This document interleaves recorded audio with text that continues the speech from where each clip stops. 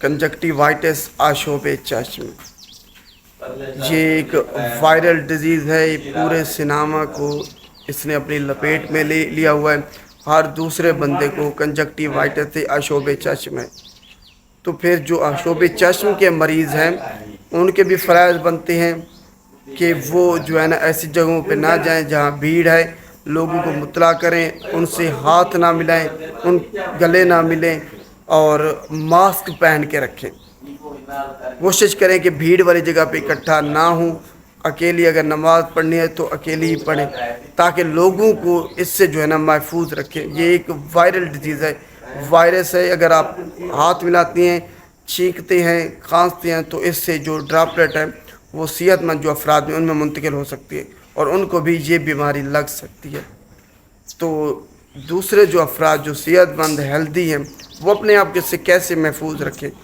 انہوں نے دیکھنا ہے کہ جن لوگوں نے گلاسز لگائی ہوئی ہیں، اینکیں جنہوں نے لگائی ہوئی ہیں، کالی اینکیں، ان سے دور رہنا ہے۔ اس کے علاوہ اگر کسی کی آنکھیں لال ہوں ان سے بھی دور رہنا ہے۔ یہ وائرس ہے، یہ کھانسنے سے، چھینکنے سے، ہاتھ ملانے سے، گلے ملنے سے، یا پھر اگر آشوب چشم کے جو مریض ہیں ان کی آنکھوں سے جو فلوئڈ بہہ رہا ہے وہ اگر آپ میں منتقل ہو جاتا ہے تو اس سے یہ وائرس آپ میں منتقل ہو سکتا ہے۔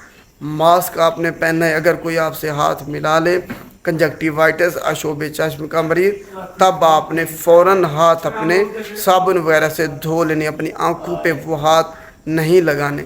اس سے بچنے کا صرف یہی طریقہ ہے، علاج اس کا کوئی نہیں ہے، خود بخود یہ 2 سے 4 دن میں ٹھیک ہو جائے گی۔